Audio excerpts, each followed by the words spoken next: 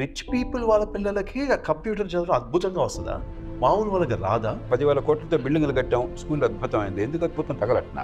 పిల్లల బుర్ర వికసించకపోతే. మన ఒక్కొక్క స్టూడెంట్కి స్కూల్లో 95,000 రూపీస్. ఎగ్జాక్ట్లీ. వాడు ఆంధ్రప్రదేశ్లో ₹1,00,000 దగ్గరకు వచ్చేసింది. నా engineering fees sir ₹1,00,000. Exactly. So మనకి డబ్బు తక్కువ లేదు, టీచర్ల కొదవ లేదు, అన్నీ ఉన్నాయి, పని చేయించాలి. అందట్లో అన్నీ ఉన్నాయి. అల్లుడి నోట్లేస్ అని ఉంది. That's all. అసలు ఎలాంటి సిలబస్ స్కూల్లో జాయిన్ చేయాలి? సిబిఎస్ఈయా, ఎస్ఎస్సియా, ఐసిఎస్సియా, ఐబియా, అబాసర్ ఇన్నున్నాయి కూడా తెలియట్లేదు సార్. ఒక గొప్ప స్కాలర్ మనతో కూర్చున్నాడు ఆయన. ప్రపంచ జ్ఞానం అంతా ఆయన దగ్గర ఉంది. అద్భుతంగా మనకు మాటలు చెప్పాడు, చైనీస్ భాషలో మాట్లాడాడు. నీకేం అర్థం అవుతుంది, నాకేం అర్థం అవుతుంది. సమస్య ఇంగ్లీష్ మీడియం తెలుగు మీడియం అని కాదు, మూర్ఖులవ చేసే వాదనేది. పిల్లలకి అర్థమవుతుందా లేదా? మీ లైఫ్లో మిమ్మల్ని బాగా ఇన్స్పైర్ చేసిన టీచర్స్ గురించి 2-3 స్టోరీస్ అని చెప్పండి సార్. సార్ ఎలా ఉన్నారు? Fine, thank you Vignesh. Sir ఇవాళ మనము కొన్ని ఇంట్రెస్టింగ్ టాపిక్స్, మీరు జనరల్గా మాట్లాడేవాడికి కొంచెం పక్కకు వెళ్ళి డీప్ ఎగ్జాంపుల్స్తో మాట్లాడుకుందాం సార్ మనం. నాకున్న ఫస్ట్ క్వశ్చన్ ఏంటంటే, అసలు ఎడ్యుకేషన్ యొక్క పర్పస్ ఏంటి? మనం రకరకాల ఎడ్యుకేషన్స్ ఉన్నాయి మార్కెట్లో, అసలు ఫండమెంటల్ ఎడ్యుకేషన్ పర్పస్ ఏంటి? Very good question Vignesh. ఇంకో రకంగా ఆలోచిస్తే మీరు మనిషికి తప్ప ఇంకే జంతువుకి ఎడ్యుకేషన్ లేదు, అవసరం లేదు.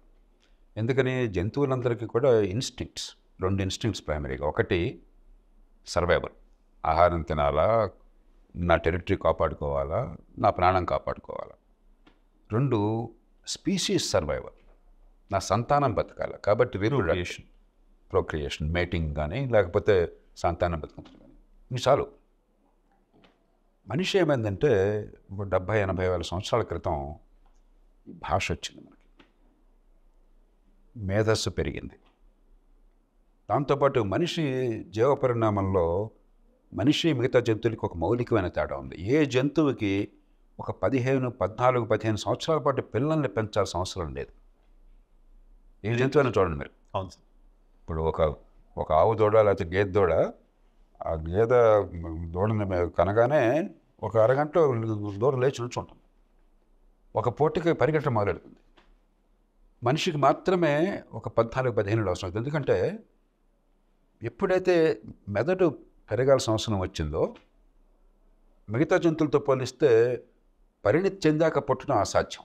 ఆ పెల్విస్ మనకి అకామిడేట్ కాదు ఎవల్యూషనరీగా. కాబట్టి 14-15 ఏళ్ళు పిల్లలను సాకటం. కాబట్టి 2 జరిగినాయి. ఒకటి జ్ఞానం పెరగటం, మేధస్సు వికసించడం. 2 15-16 ఏళ్ళ పాటు పిల్లల్ని సాకాల్సిన అవసరం ఉండడం. 3 భాష ద్వారా నాకు తెలిసిన ఇతరులకి నేను పంపించవచ్చు. ఒక తరం నేర్చుకుని తర్వాత తరానికి పంపించవచ్చు. ఈ 3 మనిషికి మాత్రమే ఉన్న విశిష్టమైన లక్షణాలు. దాని నుంచి విద్య అవసరమైంది. ఎందుకంటే జ్ఞానాన్ని ఇతరులకు పంచే అవకాశం ఉన్నప్పుడు, ఒక జంతువు ఉందనుకోండి, నువ్వు నిప్పులో పెడితే చేయి కాల్చుందని చెప్పన్నది పాఠాల ద్వారా నేర్చుకోవాలి, అనుభవం ద్వారా నేర్చుకుంటే. అవును సార్. మనం అట్లా కాదు. మనందరూ నేను మీరు ఎప్పుడు చేతులు నిప్పులో పెట్టాలి, కానీ మనందరూ తెలుసు కాలుతుందని చెప్పాలి. అవును. ఆ జ్ఞానం ఎట్లా వస్తుంది? భాష ద్వారా వస్తుంది. ఆ భాషను ఏ రకంగా ఉపయోగిస్తున్నారు? ఆ జ్ఞానాన్ని మనకు అందిస్తున్నారు. అదే విద్య. విద్య అంటే పుస్తకాలు బట్టి పట్టడం, ఎంసెట్ పరీక్షలు రాయటం, నీట్ పరీక్షలు రాయటం. విద్య అంటే ఇతరుల అనుభవం నుంచి, ఇతరులు నేర్చుకున్న దాని నుంచి నేను నేర్చుకోవటం. మళ్ళీ నాకు అనుభవం అవసరం లేకుండా దాని మీద నేను కొంచెం నేర్చుకున్నా కూడా ఇతరుల కంటే ఎక్కువ అయిపోతాను. అందుకని ప్రతి తరం అంతకుముందు తరం కంటే గొప్పది అవుతుంది. ఎందుకంటే అంతకుముందు తరం నుంచి జ్ఞానం అంతా వస్తుంది ఈ తరానికి. ఆ పైన కొంచెం మీరు యాడ్ చేస్తే వాళ్ళకంటే మీరు పొడుగ్గా కనిపిస్తారు. అందుకే మానవాళి ఇప్పుడు ముందుకు వెళ్తుంది. అది ముఖ్యంగా గత 100-200 సంవత్సరాలు, 150 ఏళ్ళుగా, సుమారుగా 1850 నుంచి అనుకోండి మీరు, ఇది మరింత ప్రాముఖ్యత వచ్చింది. ఎందుకంటే టెక్నాలజీ. అంతకుముందు విద్య అంటే మామూలుగా ఇంట్లో తండ్రి కొడుకు ఇవ్వటము, తల్లి కూతురికి మార్చడం సరిపోయేది. వృత్తులు కానీ లేకపోతే వ్యవసాయం కానీ, అరక దున్నటము, గోతులు తీయడము, గుంతలు పోచడం, అంతకంటే పెద్ద ఏముంది? నైపుణ్యం అక్కర్లా. లోకలైజ్ ఉంది అప్పుడు దాకా. ఎప్పుడైతే టెక్నాలజీ అవసరమైందో మేధస్సు అవసరమైంది. యాంత్రిక యుగం రాగానే మేధస్సు అవసరమైంది. అందుకనే మీరు అబ్రహాం లింకన్ చూడండి, 1809లో పుట్టాడు ఆయన. ఆయనకి ఏ చదువు లేదు. కేవలం ఒక చర్చి వేద కుటుంబాల పిల్లలకు 2 ఏళ్ల పాటు ఆయన చదవడం రాయడం నేర్పింది. మిగతా అంతా సొంతంగా చదువుకున్నాడు. ఒక పేదరికంలో ఉన్నాడు కాబట్టి చర్చి పుణ్యం అని కనీసం అక్షరజ్ఞానం వచ్చింది. అదే ఆయన పుట్టినరోజు పుట్టాడు చార్లెస్ డార్విన్. ఆయనకి చదువు ఉంది. ఎందుకని ఆయన డబ్బున్న కుటుంబంలో పుట్టాడు. కాబట్టి డార్విన్ను లింకన్ పుట్టినాడు కూడా విద్య అనేది కేవలం కొందరికే పరిమితం, డబ్బున్న వాళ్ళకి. కానీ ఆ తర్వాత 30-40 ఏళ్ళకి ఈ పాశ్చాత్య దేశాల్లో, టెక్నాలజీ వచ్చిన దేశాల్లో, తర్వాత జపాన్లో ఎప్పుడైతే ఆర్థిక ప్రగతికి, ఎకనామిక్ గ్రోత్కి, ఇండస్ట్రియలైజేషన్కి, యంత్రాలు నిర్మించడానికి విద్య అవసరం తెలిసిందో గవర్నమెంట్లు విద్యను పట్టించుకోవడం మొదలెట్టినాయి. జపాన్ గొప్ప దేశం కావడానికి కారణం బై 1870s జపాన్లో 25% రియల్ లిటరసీ. ఇప్పటికి కూడా భారతదేశంలో మనం 70-80% లిటరసీ చెప్తాం, అబద్ధాలు. నిజమైన లిటరసీ చదవటం, అర్థం చేసుకోవటం, లెక్కలు అర్థం చేసుకుని కొద్దిగా చిన్న చిన్న లెక్కలను చేయగలగటం, అది లెక్కేస్తే ఇండియాలో 25% ఉండేది ఇవాళ. జపాన్లో 150 ఏళ్ల క్రితమే 25% లిటరసీ ఉంది. అందుకనే జపాన్ రష్యా మీద యుద్ధంలో గెలిచింది. కాబట్టి విద్య అన్నది మీరు చాలా కీలకమైన అంశం. మనకి విద్య అనగానే 5 ఏళ్ళు వచ్చినాయి, స్కూల్కి పంపించేస్తాం, స్కూల్ అడ్మిషన్ కోసం తంటాలు పడతాం, ఆ తర్వాత ఏదో పుస్తకాలు ఉంటాయి, పరీక్షలు ఉంటాయి. దీని వెనకాల అసలు ఎందుకు ఇది, ఏమిటిది అనే విషయం మనం ఆలోచించట్లేదు. మానవ పరిణామాన్ని అర్థం చేసుకుంటే అసలు విద్య ఏమిటి, విద్య ఎందుకు, విద్య ఎట్లా మనకు మరింత బోధపడుతుంది. Happy teachers day. ఈ వీడియోని ఈరోజే రిలీజ్ చేయడానికి ఒక ఇంపార్టెంట్ రీజన్ ఉంది. మేము ఈ పాడ్కాస్ట్ షూట్ చేసి ఆల్మోస్ట్ 2.5 months అవుతుంది. కానీ ఈ పాడ్కాస్ట్లో జేపీ సార్ చాలా ఇంట్రెస్టింగ్ స్టోరీస్ చెప్పారు, వాళ్ళ చైల్డ్హుడ్లో వాళ్ళ టీచర్స్ సంబంధించిన స్టోరీస్. అందుకనే ఈ వీడియో ఈరోజు రావడమే చాలా రెలవెంట్ అనిపించి ఇప్పటి వరకు దీన్ని హోల్డ్ చేశాము. మీరు ఇక్కడ దాకా వచ్చి వీడియో చూస్తున్నారంటే మీకు ఆల్రెడీ నచ్చుతుందనే అర్థం. సో లేట్ చేయకుండా చివరి దాకా చూడండి. కింద కమెంట్స్లో మీకు కూడా ఇలాంటి ఎక్స్పీరియన్సెస్ ఏమైనా ఉంటే మీ టీచర్స్తో మాతో షేర్ చేసుకోండి. ఇలాంటి టీచర్స్ యొక్క స్టోరీస్ని అందరం కలిసి బయటికి తీసుకెళ్దాం. With that, don't forget to like and subscribe to Jignesh Talasila. So మీరు చెప్పిన లాజిక్ ప్రకారం నేను ఒక స్టోరీ విన్నాను సార్. ఆ స్టోరీ చెప్తే మీరు ఒక్కసారి వ్యాలిడేట్ చేయండి. మనం బ్రిటిషర్స్ ఆల్మోస్ట్ 1800sలో మనకి ఇండియాలోకి రావడం జరిగింది కాబట్టి అంత ముందు వరకు మన గురుకులాలు ఉండేవి. మీరు అన్నట్టు ఇంట్లో నేర్చుకున్నది కాకుండా గురుకులాలకు వెళ్ళగలిగితే కొంచెం ఎక్కువ నేర్చుకునే అవకాశం ఉంది వాళ్ళకి. బట్ బ్రిటిషర్స్ వచ్చిన తర్వాత ఈ ఇంగ్లీష్ ఎడ్యుకేషన్, అది స్కూల్ ఎడ్యుకేషన్ స్టార్ట్ అయింది. దీంట్లో most of it is for that clerical jobs.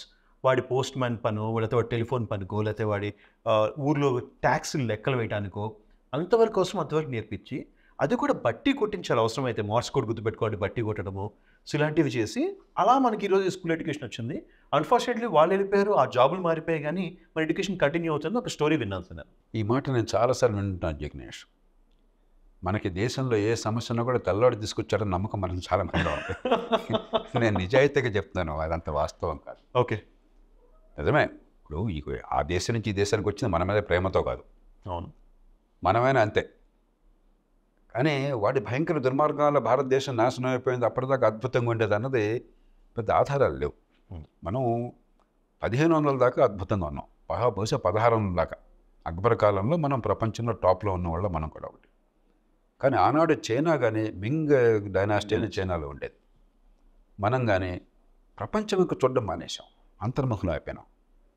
ఉదాహరణకి మనకి సముద్రం దాటితే సప్తమహాపాతకాల్లో ఒకటి అని చెప్పేవాళ్ళు. అరే పక్కన కల్చర్ ఏంటో అర్థం కాకపోతే, పక్కన జాగ్రఫీ తెలియకపోతే, వాడి నుంచి నేర్చుకోకపోతే ఎలా పెరుగుతావు? అలా ఉండిపోయాం మనం. చైనా అంతే. జంగి అని చెప్పని ఒక అడ్మిరల్ ఉండేవాడు. వాడు ఆ రోజుల్లో చైనాకి అతిపెద్ద ఓడలు ఉండే ప్రపంచంలో. వాడు ప్రపంచంలో తెలిసిన సముద్రం మొత్తాన్ని ప్రయాణం చేశాడు ఆ రోజుల్లో. తెలిసిన సముద్రం, తెలియని సముద్రం ఏం చేస్తారో తెలియదు కదా అప్పటికి జోగ్రఫీ. తిరిగి వచ్చాక ఆ మింగ్ ఎంపరరు వాడిని సత్కరించి ఆ ఓడలన్నీ కూడా అక్కడ ఓడలలో పెట్టించేసి మళ్ళీ ఎవడో ఓడలయానం చేయడానికి వెళ్ళలేదు, ఓడల నిర్మాణం చేయడానికి వెళ్ళలేదు అన్నాడు. ఎందుకని? ఏదో పిచ్చి. బహుశా వాడేంటంటే వాళ్ళ ఆనాడు చైనాకి ఉన్నటువంటి రక్షణ విషయంలో సమస్య అంతా కూడా ఉత్తరాది నుంచి వస్తుంది, మంగోలియన్స్ నుంచి. ఓకే, సో కాబట్టి వృధా అయిపోతుంది శక్తి అంతా, ఇదందుకు వేస్ట్ ఇది, వాడి నుంచి రక్షించుకుని చాలని చెప్పి మొత్తం అటు ఎనర్జీ పోవాలి ఏదో చేశాడు మొత్తానికి. ఓకే, ఇట్లాగా మన దేశాలన్నీ ఏమైనా అంటే ప్రపంచం అంతా పాశ్చాత్య దేశాలు వాళ్ళు ప్రపంచంతో చూడడం మొదలెట్టారు. మనందరికి చెప్తుంటారు 1453లో కాన్స్టాంటినోపుల్ని టర్కులు ఆక్రమించారని చెప్పాను. అప్పటిదాకా ల్యాండ్ ట్రేడ్ ఉండేది ఇండియా నుంచి. కానీ మనకు ఇండియాకి క్రీస్తు పూర్వం నుంచి కూడా, శాతవాహన కాలం నుంచి కూడా ల్యాండ్ ట్రేడ్ ఉండేది. అలాగే చైనా నుంచి very well known silk route వగేరా. ఎప్పుడైతే టర్కులు ఆక్రమించారో ఏషియా నుంచి యూరప్కి ఆ లింక్ స్నాప్ అయిపోయింది, వాళ్ళు అలో చేయట్లా. అప్పటి నుంచి వాళ్ళు నౌకాయాన మొదలెట్టి వాడేమో ఇండియా అనుకుని అమెరికా పోయాడు, ఇంకొక ఆయన వాస్కోడిగామా ఇండియా వచ్చాడు. అంటే వాళ్ళంతా ప్రపంచాన్ని చూస్తున్నారు, దానికోసం టెక్నాలజీ పెంచుకుంటున్నారు. మనమే మా తాతలు నేతులు తాగారు, వాళ్ళు మూతులు వాసన చూడని చెప్పనేసి మనం పక్కన పెట్టేసి ఇస్తాం. ఇది నేపథ్యం. అదే సార్. కాబట్టి ఎందుకని బ్రిటన్ మనం ఆక్రమించగలిగింది? మనకంటే గొప్పవాళ్ళేం కాదు కదా. ఎప్పుడైతే వాడికి ఆర్గనైజేషన్ అండ్ టెక్నాలజీ ఈ రెండు వాడికి మనకు లేని వాడికి వచ్చినాయి ఆ రెండు సంవత్సరాలు అలవోకగా ఆక్రమించారు వాళ్ళు. ఆక్రమించుకున్న తర్వాత ఆనాడు అవసరాల కోసం అని చెప్పి విద్యను తీసుకొచ్చారు. మన ప్రాచీన విద్య నుంచి ఆధునిక యుగానికి సరిపోయే విద్య మొట్టమొదటిసారిగా ప్రయత్నించాం. అప్పటిదాకా విద్య అంటే ఏమిటి?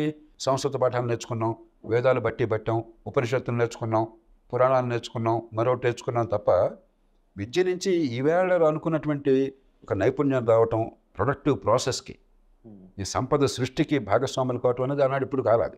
ఎందుకంటే సంపద సృష్టి అనేది చేతివృత్తుల నుంచి వచ్చింది, వ్యవసాయం నుంచి వచ్చింది, దర్శాలు, అంతకంటే ఇంకేం లేదు. ఎప్పుడైతే టెక్నాలజీ మారిందో ఇంకో రకమైన విద్య అవసరమైంది. రెండోది, ఎందుకు ఈ వాదన కొంత దానిలో వాస్తవం ఉండొచ్చు, కానీ ఎందుకు పూర్తి కరెక్ట్ కాదంటే ఆనాడు ఆ విద్యలో నోబెల్ laureates వచ్చారు. మీకు సివి రామన్ ఎక్కడి నుంచి వచ్చాడు? ఆ విద్య నుంచి వచ్చాడు కదా. పెద్ద ఎక్విప్మెంట్ కూడా రాకుండా. జగదీష్ చంద్రబోస్ ఎక్కడి నుంచి వచ్చాడు? ఆ విద్య నుంచి వచ్చాడు కదా. First doctors, first engineers, first technologist, మోక్ష విశ్వేశ్వర దగ్గర నుంచి మన దేశంలో పెరిగిన వీళ్ళందరూ అక్కడి నుంచి వచ్చారు కదా. మూడోది, మా చిన్ననాడు మేము స్కూళ్ళకి వెళ్ళినప్పుడు అదే విద్యగా మేము పొందింది అద్భుతమైన విద్య మాకు వచ్చింది. మా తరంలో లక్షల మందికి అరే మీ ఈ స్కూల్లో చదువుకున్నాము, ఈ అనాగాని పల్లెటూళ్ళలో చదువుకున్నాము, వీధి బడిలో చదువుకున్నాము, పంచాయతీ పరిషత్ స్కూల్లో, జిల్లా పరిషత్ స్కూల్లో, కాబట్టి మాకు విద్య అందలేదు, మిగతా వాడితో పోలిస్తే మేము తక్కువైపోయినాము అని చెప్పి నా మనసులో ఏనాడు కలగల జీవితంలో. ఖచ్చితంగా విద్యలో చాలా లోపాలు ఉన్నాయి. తెల్లవాళ్ళు కావాలని చేశారు, దానివల్ల ఇలా అయిపోయినాము అన్నది పూర్తిగా అవాస్తవము. అది ఒకవేళ పొరపాటు నిజమైతే 80 ఏళ్ళు మనం ఏం చేసాం? Exactly sir. సో వాళ్ళు తీసుకొచ్చింది ఆ రోజు రెలవెంట్ అయి ఉండొచ్చు, మనం దాన్ని అప్గ్రేడ్ చేయలేకపోయాం అయితే. ఎగ్జాక్ట్లీ. మొన్న కొద్దిగా నాశనం చేశాం. నాశనం నా కళ్ళెదురుగా నాశనం జరిగింది. మేమందరం స్కూళ్ళల్లో ఉండగా విద్య ఎలా ఉండేదో, నేనే అద్భుతంగా రొమాంటిక్గా ఉందని చెప్పట్లా. బిల్డింగ్ ఇల్లు మాకు పూరిపాకులు ఉండేవి, వర్షం కురిస్తే నీళ్లు గారేవి. ఆ రోడ్డుకి స్కూల్కి వెళ్ళే రోడ్డు అంతా ఎంత చండాలంగా ఉండేది చెప్పలేను. వర్షాకాలం వెళ్ళాలంటే రోడ్డు పక్కన మలమూత్ర విసర్జన, అందులో వర్షాలు కురిస్తే మరీ చండాలంగా ఉంటుంది. ముక్కు మూసుకున్నట్టు వెళ్ళేవాళ్ళం, చూడడానికి కూడా ఓపిక లేక.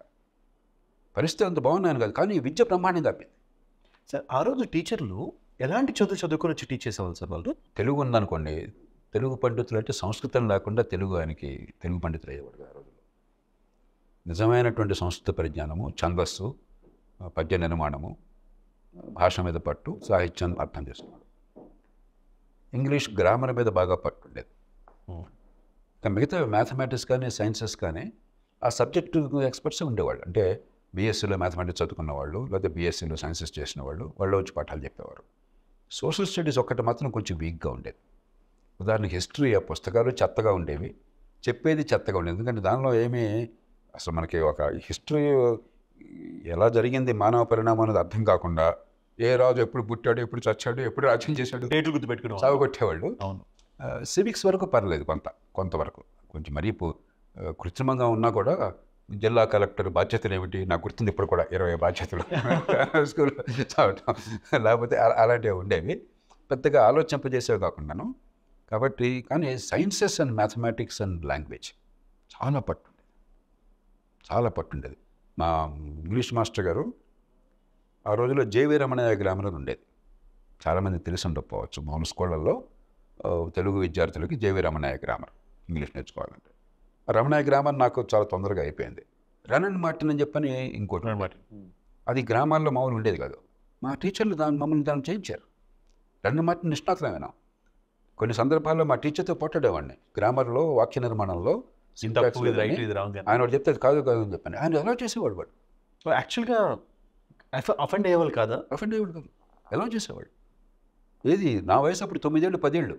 10 ఏళ్ల వయసులో ఇంగ్లీష్ మాస్టర్తో ఇంగ్లీష్ మీరు చెప్పింది కరెక్ట్ కాదంటే వాళ్ళు ఒప్పుకునేవాడు, డిస్కస్ చేసేవాడు. అలాగే మ్యాథమెటిక్స్ ఉన్నవన్నీ అయిపోతాయి పుస్తక టెక్స్ట్ బుక్లోని రైడర్స్ అనే ఉండేవి, అవి చేయమనేవాళ్ళు. అది మ్యాండేటరీ కాదు. అవి కూడా అయిపోయింది అనుకుంటే ఆ రోజుల్లో హాలండ్ నైట్ అని ఒక పుస్తకం ఉండేది.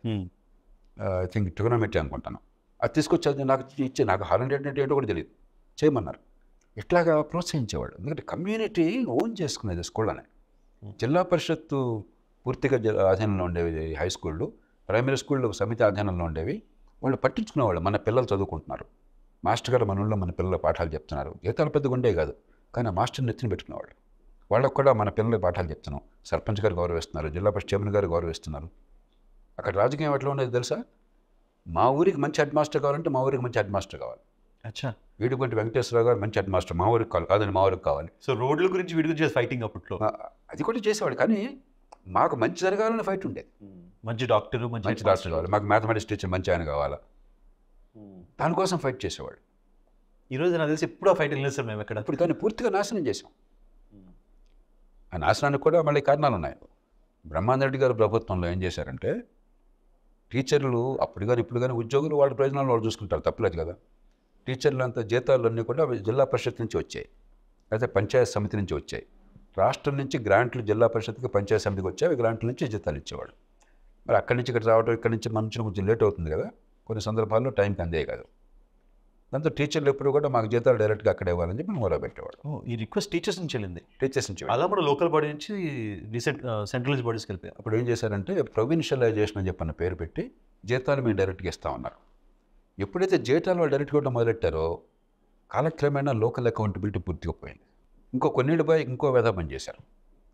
అప్పుడు దాకా పరీక్షలు బ్రహ్మాండంగా ఉండేవి. నాకు గుర్తున్నది, ప్రతి సంవత్సరం 6వ తరగతి నుంచి 6 పరీక్షలు ఉండేవి.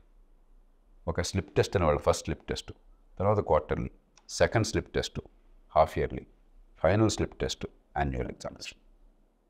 పరీక్షల్లో మళ్ళీ మీకు షార్ట్ ఫామ్ క్వశ్చన్స్ ఉండేవి, ఆబ్జెక్టివ్ క్వశ్చన్స్, లేకపోతే 1 లైన్ క్వశ్చన్స్, లాంగ్ క్వశ్చన్స్ ఉండేవి, ఇంట్రెస్టింగ్గా ఉండే క్వశ్చన్లు. అసెస్మెంట్ చేసేవాళ్ళు, ఆన్సర్లు వాల్యూ వచ్చేసాక మాకు ఇచ్చేవాళ్ళు. ఒక మార్క్ తక్కువ వచ్చిన ఎక్కువ వచ్చినా మేము చూసుకునేవాళ్ళం, తప్పు ఎక్కడ చేసిన తెలుసుకునేవాళ్ళం. చాలా ఎక్సైటింగ్గా ఉండేది. ఏం చేశారు, పరీక్షల్లో పాస్ అయినా కాకపోయినా ప్రమోషన్ ఆటోమేటిక్గా నిర్ణయం చేశారు. కానీ అది రైట్ టు ఎడ్యుకేషన్ నుంచి వచ్చిన ఇది కదా సార్. ఇది మొన్న పెట్టారు, మన రాష్ట్రంలో అప్పుడే చేశారు.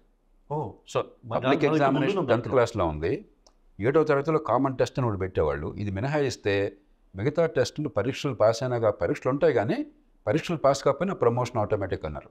ఇంకే చదువు వస్తుంది. అదివరకు తప్పేవాళ్ళు కాదు, అదివరకు బహుశా 50 మందిలో ఒకటి తప్పేవాళ్ళు. వాళ్ళకి స్పెషల్ క్లాస్ తీసుకుని అక్కడికి చాలంటే వాళ్ళు పరీక్షలు డిటైన్ అయ్యేవాళ్ళు.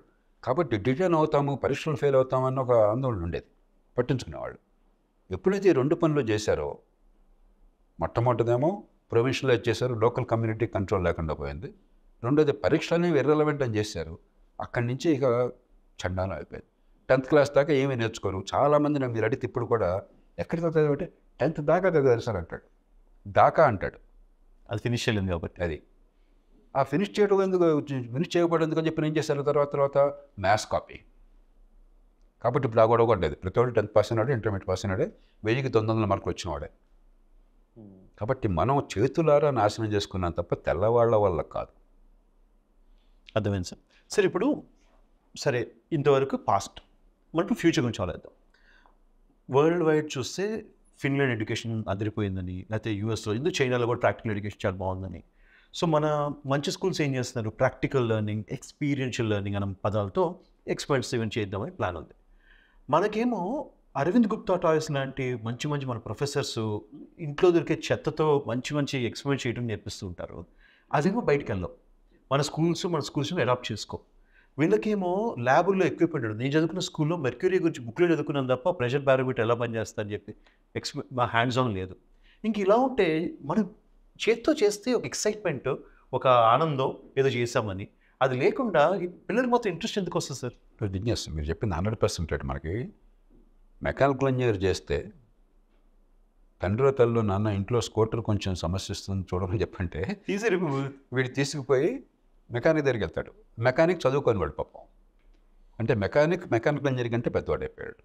అలాంటి చదువు మనకు తయారైంది. ఏమాత్రం కూడా పనికిరానటువంటి మనం మోసం చేసుకునే చదువు.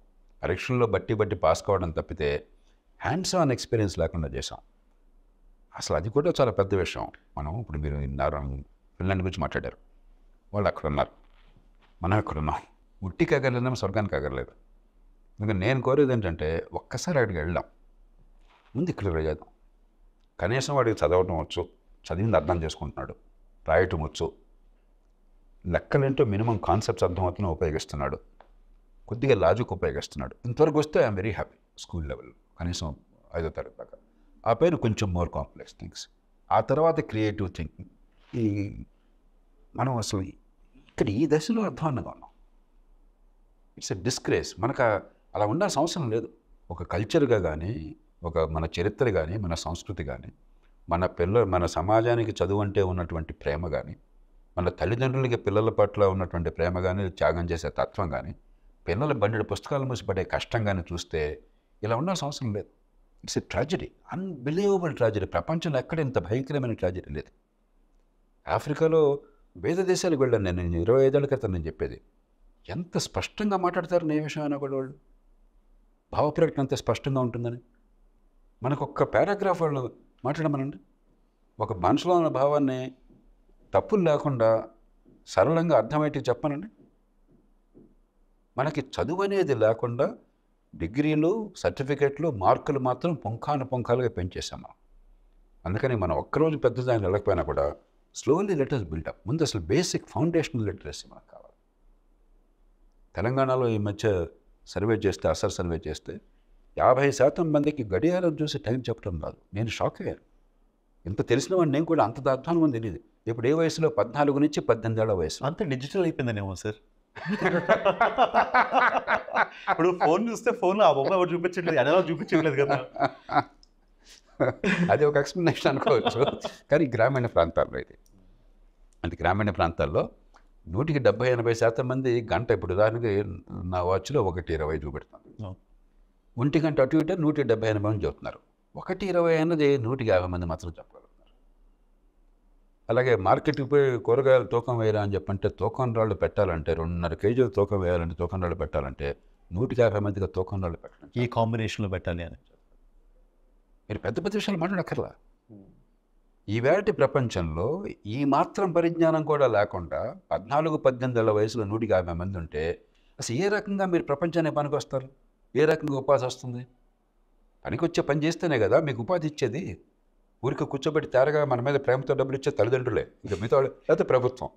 ఇప్పుడు ప్రభుత్వం ఒకసారి గవర్నమెంట్లో చేసుకున్నారు కాబట్టి కర్మ కొద్దీ పనులు లభిస్తారు అంతే. కానీ ఎక్కడైనా పని చేస్తే కదా, నాకు పనికొచ్చే పని చేస్తే కదా నేను మీకు డబ్బు ఇచ్చే శక్తి ఉండేది. ఈ వాచ్ నిర్మాణం చేస్తే కదా వాచ్ని నేను కొనుక్కునేది. ఈ సోఫా చేస్తే కదా, ఈ కాలర్ మైక్రోఫోన్ జాతం అయితే కదా, ఈ చొక్కా చేస్తే కదా, పని చేస్తే కదా నాకు పనికొచ్చేది. ఏమి చేయకుండా డబ్బులు కావాలంటే ఎక్కడి నుంచి ఇస్తాను నేను? ఒక విచిత్రమైన దీనిలో ఉన్నాం మనం. సార్ ఇక్కడ ఒక 2 అనాలజీస్ విందాం సార్ మనం. నేను ఒక టెడ్ వీడియో చూశాను. సుగతా మిత్రా గారిది NITలో ఉన్నప్పుడు ఆయన ఒక ఎక్స్పెరిమెంట్ చేశారు. హోల్ ఇన్ ద వాల్ అనే ఒక ఎక్స్పెరిమెంట్.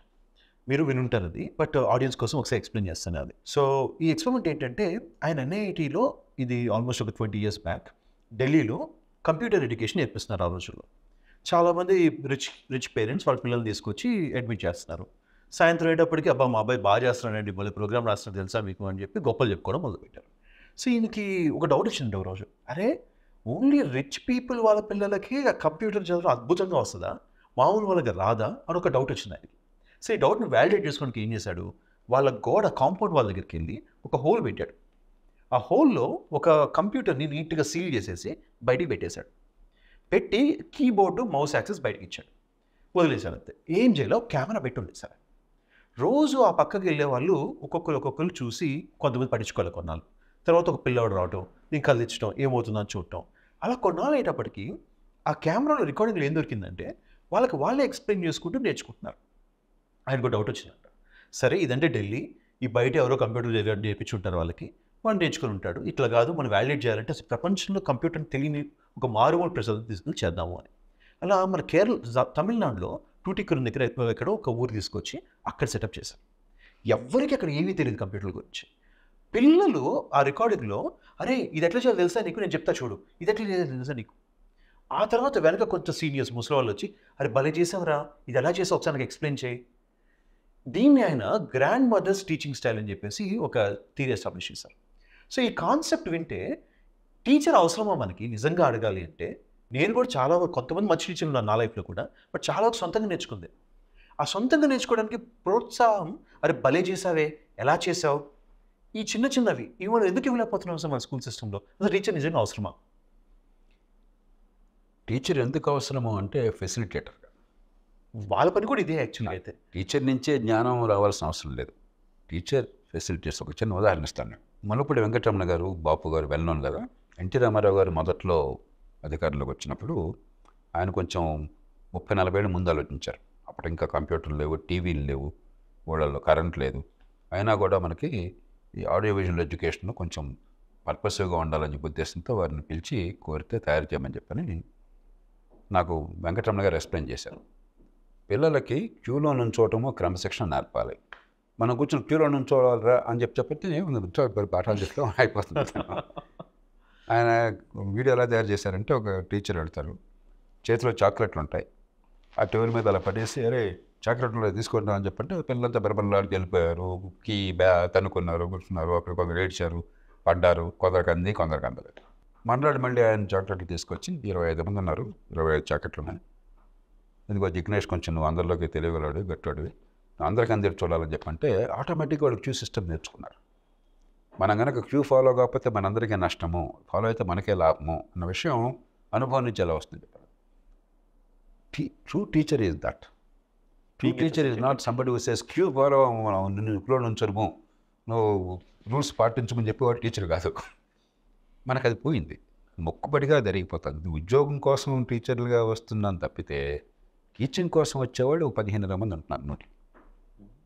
మిగతా వాళ్ళందరూ కూడా ఏదో ఎనీ జాబ్ ఈజ్ ఓకే, చేతనంతరం చేస్తాం అని చెప్పని, అది వాళ్ళ తప్పు కాదు. మనం అసలు అసెస్మెంట్, ఇందాక అసెస్మెంట్ గురించి మాట్లాడారు. అసెస్మెంట్ అనేది కేవలం బట్టి పట్టడం, కాపీ కొట్టడంతో మంచి మార్కులు వచ్చే అసెస్మెంట్ చేస్తే బ్రహ్మాండంగా చేస్తున్నారు. అది అలా కాకుండా ఆలోచించడాన్ని అసెస్ చేసామనుకోండి, దానికి వచ్చేస్తుంది ఆటోమేటిక్ సిస్టమ్, దానికి అడ్జస్ట్ అయిపోతుంది. కాబట్టి మన కీలకం అంతా కూడా అసెస్మెంట్. సో మంచి మాట తీసుకొచ్చారు అసెస్మెంట్ అని. యాక్చువల్గా మా కంపెనీలో మేము కూడా కాగ్నిటివ్ అసెస్మెంట్స్, బిహేవియరల్ అసెస్మెంట్ చేస్తాం. మేము కంపెనీకి చేస్తాం అనమాట వాళ్ళ హైరింగ్ కోసం. నేను ఒక సినిమా చూసాను సార్, బ్లైండ్ సైడ్ అని చెప్పేసి, ఒక ఇంగ్లీష్ సినిమా.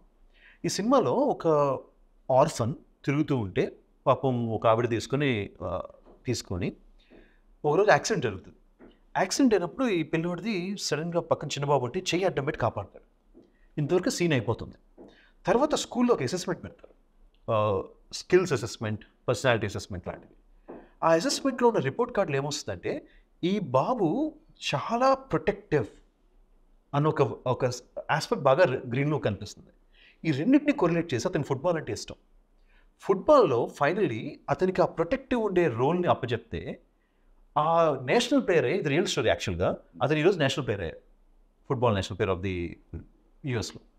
సో ఈ స్కిల్ అసెస్మెంటు, అతని ఇంట్రెస్ట్, ఆటోమేటిక్ బిహేవియర్స్, ఇవన్నీ మ్యాచ్ చేయగలిగితే నిజమైన హీరోలు బయటకు వచ్చారు. ఇది మనం ఎందుకు చేయలేకపోతున్నాం సార్ మన పిల్లలకి? ఇందాక అనుకున్నాం కదా, గుట్టిగా గెలని స్వర్గానికి వెళ్ళడం అని చెప్పని. ఇప్పుడు అసలు ముందు ఒక విషయం నేను గట్టిగా నమ్ముతున్నాను, చాలామంది నమ్ముతారు. అభిరుచి ఎలా ఉన్నా కూడా, యాప్టిట్యూడ్ ఎట్లా ఉన్నా కూడా అందరూ ఒకే రకం కాదు. కొందరు ఆర్టిస్ట్గా ఉంటారు, కొందరు మంచి గాయకులు అవుతారు, కొందరు మ్యాథమెటికల్ బ్రెయిన్ ఉంటుంది, కొందరికి లింగ్విస్టిక్ స్కిల్స్ ఉంటాయి, కొందరికి యాక్టింగ్ టాలెంట్ ఉంటుంది, కొందరికి స్పోర్ట్స్ ఉంటాయి. Human beings are varied. కానీ ఎలాంటి వృత్తిని చేపట్టిన తర్వాత, ఎలాంటి స్కిల్ ఉన్నా కూడా ఫౌండేషనల్ నాలెడ్జ్ అందరికీ అవసరం. ఎందుకంటే అది లేకపోతే 3 విషయాలు సాధ్యం కాదు. ఒకటి, you cannot negotiate with the world. ప్రపంచం అర్థం కాకపోతే, బేసిక్స్ అర్థం కాకపోతే అసలు ఐ డోంట్ ఈవెన్ అండర్స్టాండ్, మనం మాట్లాడడానికి కూడా అవకాశం లేదు. 2, పౌరసత్వానికి సమాజంలో ఒక స్వపరిపాలన కానీ మరొకటి కానీ జరగాలని చెప్పంటే, without knowing what it is about you cannot be a good citizen. 3, wealth create చేయడానికి ఆధునిక యుగంలో మీరు పనికిరారు. కాబట్టి ఫౌండేషనల్ ఎడ్యుకేషన్ ఇస్ కామన్. అందుకని ప్రపంచం అంతా ఏం చేస్తుంది, 12 years ఆఫ్ యూనిఫామ్ ఎడ్యుకేషన్, కొన్ని దేశాల్లో 8 years. అక్కడ సొఫిస్టికేటెడ్గా మీరు చెప్పినట్టుగా మీరు అసెస్ చేసి సైకో అనలిటిక్ మెథడ్స్ కానీ మిగతా కానీ చేసి లేకపోయినా కూడా ఆ బేసిక్ ఫౌండేషన్ స్కిల్స్ ఉన్నాయి. Take China as an example. నేను చైనా వెళ్ళినప్పుడు జిగ్నేష్ సాబన్స్ అస్టౌంటెడ్. నేను ప్రపంచంలో ఎక్కడికి వెళ్ళినా కూడా చిన్న చిన్న ప్రశ్నలు అడుగుతుంటాను, ఈ ఊరి జనాభా ఎంత అడుగుతుంటాను. ఈవెన్ టుడే మన ఇండియాలో కానీ ప్రపంచంలో ఇతర దేశాల్లో కానీ 100కి 90 మందికి చదువుకున్న వాళ్ళకి కూడా ఊరి జనాభా తెలియదు. డెఫినెట్లీ అది నాకు అనుభవం.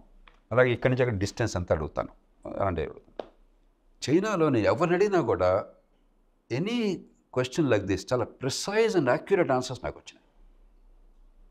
మనకి తెలుగులో సామెత ఉంది, అన్నవంతా చూడక్కల ఉడికిందో చూడడం కోసం 2 మెతుకులు చూస్తే చాలు. చైనాలో 8th class వరకు సూపర్బ్ ఎడ్యుకేషన్, ప్రతి ఒక్కరికి, గ్రామాలు కానీ పట్టణాలు కానీ, బేసిక్గా numeracy, literacy, common sense, distance ఏంటి, జనాభా ఏంటి, నంబర్స్ ఏంటి, రిలేషన్, క్లియర్గా వచ్చేస్తుంది. ఆ తర్వాత మీరు ఏదైనా చేయండి. అది లేకపోతే చైనా ఇంత గ్రేట్ నేషన్ అయిందంటే it's not an accident. They built the foundations. Sir అది 2 స్టైల్స్లో చేయొచ్చు. వీళ్ళు ఏ స్టైల్ చేసి ఉంటారు?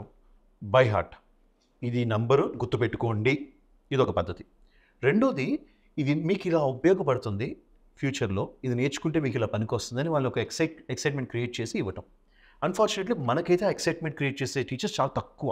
మనకు గుడ్డిగా అంటే మన బట్టి బట్టంత కానీ మీరు అబ్సల్యూట్లీ రైట్. మనం ఏ మెథడ్ చేసి వాళ్ళకి సక్సెస్ అయి ఉంటారు, మనం ఏం చేస్తే వాళ్ళకి వర్కౌట్ అవుతుంది. Answer is self evident. మనం సొసైటీతో రిలేట్ కాకుండా జ్ఞానం అన్నది ఇర్రెలవెంట్.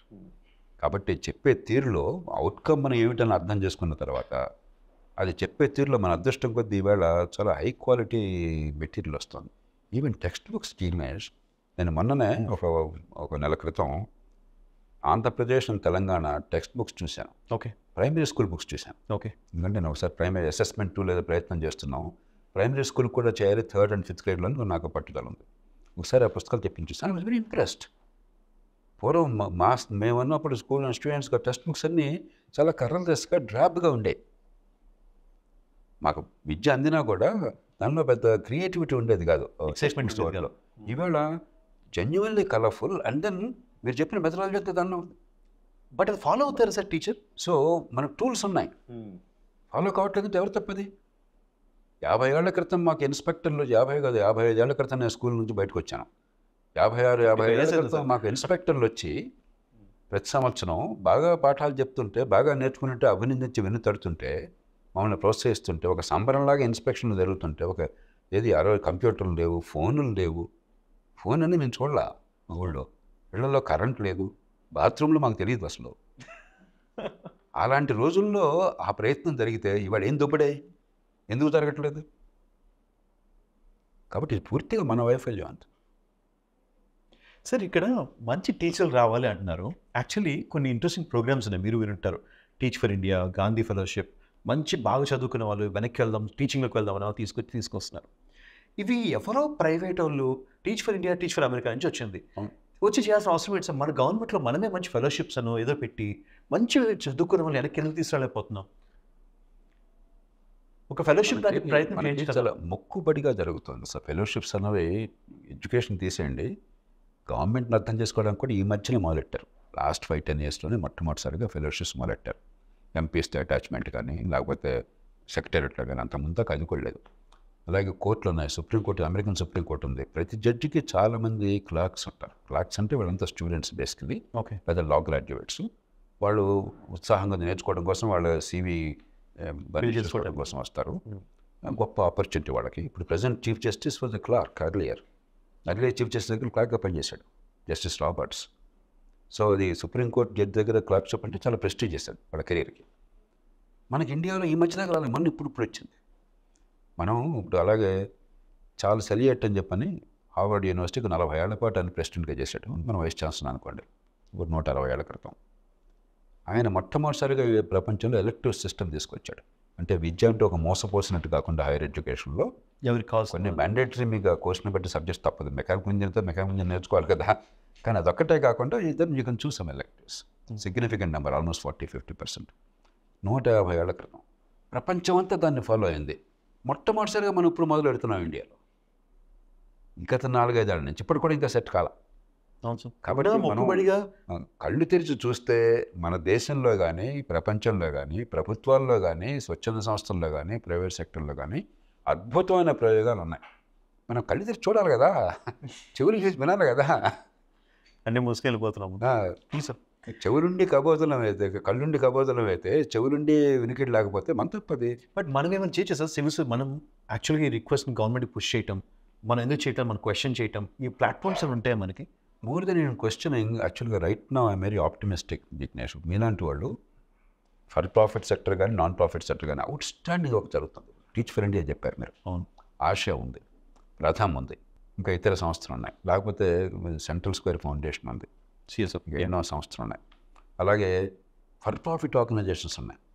ఫర్ ప్రాఫిట్ వచ్చిన వాళ్ళు, ప్రాఫిట్ అంటే పాపం కాదు, ఏదో వాళ్ళు పాపం చేశారు అది ఇంకో మిత్ మన ఇండియాలో. ఇప్పుడు ఫర్ ప్రాఫిట్ లేకపోతే ఉదాహరణకి సింగపూర్లో చాలా కాలం పనిచేసిన ఒక దంపతులు ఇండియా వచ్చి వాళ్ళ పిల్లల చదువును గురించి ఆలోచించి వాళ్ళు ఒక ఎడ్యుకేషన్ కంపెనీ పెట్టారు. ముందు నాన్ ప్రాఫిట్గా మొదలెట్టారు. ఫర్ ప్రాఫిట్కి ఎందుకు వెళ్ళారంటే స్కేలప్ చేయాలి అని చెప్పంటే ఇంకో మార్గం లేదు. లక్షల మందికి ఇది అందాలని చెప్పంటే సస్టైనబిలిటీ కావాలని చెప్పంటే కనీసం కాస్ట్ రికవరీ కావాలి. అందుకని ఫర్ ప్రాఫిట్ నాన్ ప్రాఫిట్ అనవసరం.